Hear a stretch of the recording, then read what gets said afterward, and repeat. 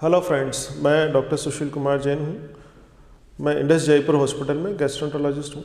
आज हम एक बहुत ही कॉमन प्रॉब्लम GERD यानी गैस्ट्रोएसोफेजियल रिफ्लक्स डिजीज़, जिसे आम भाषा में हम एसिड रिफ्लक्स भी कहते हैं, उसके बारे में चर्चा करेंगे। GERD क्या होता है, उसके क्या लक्षण होते हैं, उसके क्या कॉम्प्लिकेशंस होते हैं, कैसे उसको डायग्नोज किया जाता है, कैसे उसका ट्रीटमेंट किया जाता है, इस बारे में हम चर्चा करेंगे।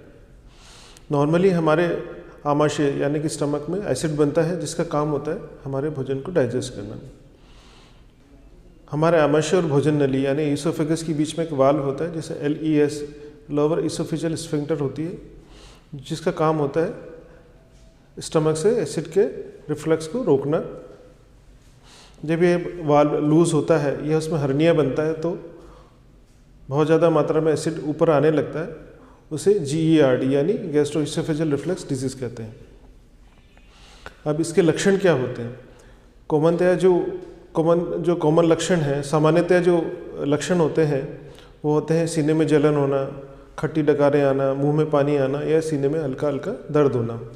But there are some atypical symptoms. कुछ एटिपिकल सिम्टम्स होते हैं, जैसे सीने में तेज़ दर्द होना, जैसा लगता है कि हार्ट का अटैक आ गया, या समटाइम जो है एसिड जब भोजन की नली में ऊपर की तरफ चला जाता है तो पेशेंट को ऐसा लगता है कि गले में फंदा लग रहा है या कुछ फंसा हुआ है, या श्वास की नली तक जब एसिड पहुंचता है तो उसे लगता है कि खांसी बार बार आ रही है, या अस्थमा के अटैक्स आ रहे हैं, या आवाज़ में बदलाव हो रहा है।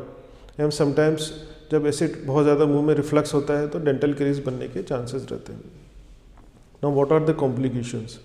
GERD के क्या कॉम्प्लिकेशंस होते हैं? जब बहुत ज़्यादा एसिड रिफ्लक्स लंबे टाइम तक होता है तो पेशेंट्स के भोजन की नली में अल्सर्स बनने के चांसेस रहते हैं, जिससे खून की उल्टी हो सकती है, या भोजन की नली में सिकुड़न आ सकती है, जिसे पेप्टिक स्ट्रक्चर कहते हैं।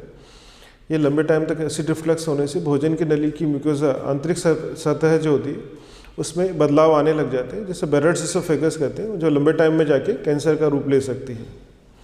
अब कौन कौन से फैक्टर्स हैं जो एसिड रिफ्लक्स से GERD को बढ़ाते हैं? इसमें मुख्यतः जो फैक्टर्स हैं वो है अत्यधिक मात्रा में अल्कोहल या स्मोकिंग करना, या बहुत ज़्यादा स्पाइसी फूड खाना, ज़्यादा चाय कॉफ़ी का इस्तेमाल करना, कोला या सिट्रस फूड का इस्तेमाल करना, या सीडेंटरी लाइफस्टाइल, या ओबेसिटी यानी मोटापा। इसमें मुख्य फैक्टर्स होते हैं जो GERD को बढ़ाते हैं। अब एसिड रिफ्लक्स से GERD को डायग्नोस कैसे किया जाता है?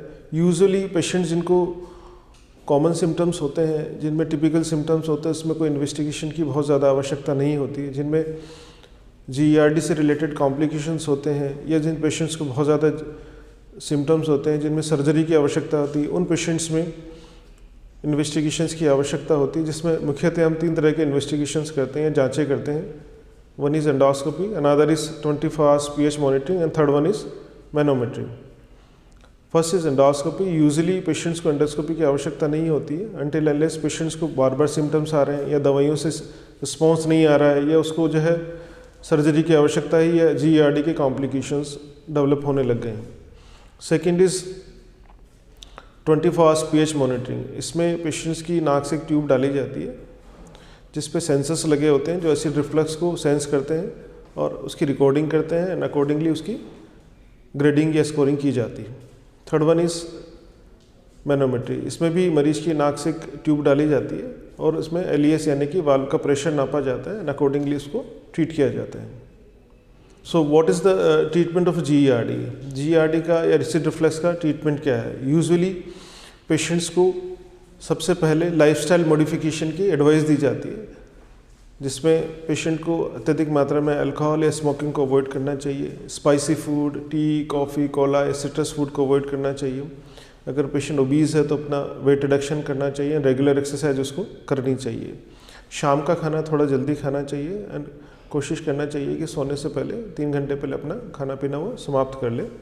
रात को सोते टाइम थोड़ा सा ऊँचा तकिया लगा सकता है, या पलंग का जो पीछे वाला हिस्सा होता है, हेड एंड जो होता है, उसको थोड़ा सा ऊपर रखा जा सकता है। ढीले कपड़े पहनने चाहिए, और रात को साउंड स्लीप लेना बहुत ज़रूरी है। जिन पेशेंट्स में लाइफस्टाइल मॉडिफिकेशन से फ़र्क नहीं आता है, उनमें हम दवाइयाँ देते हैं जो एसिड को या तो न्यूट्रलाइज करती हैं या फिर उसका सिक्रीशंस को कम करती हैं। बहुत सारे पेशेंट जिनमें बार बार सिम्टम्स आते हैं या दवाइयों से रिस्पॉन्स नहीं आते, उनमें एंडोस्कोपी या सर्जरी के द्वारा वाल्व को ठीक किया जाता है, जिससे फंडोप्लाइकेशन कहते हैं। These are the treatment options for the GERD। So friends, आज हमने GERD के लक्षणों, उसके होने वाले complications, required investigations and treatment के बारे में जाना। GERD एक बहुत कॉमन प्रॉब्लम है जिसका उपचार लाइफस्टाइल मॉडिफिकेशन से, दवाइयों से या आवश्यक होने पे एंडोस्कोपी या सर्जरी के द्वारा किया जा सकता है। जब भी आपको GERD या एसिड रिफ्लक्स के सिम्टम्स हों, आप आसपास के जो भी फिजिशियन हैं उनसे कंसल्ट कर सकते हैं एवं आवश्यक होने पे आप मुझे gastroenterology department Indus Jaipur hospital में संपर्क कर सकते हैं।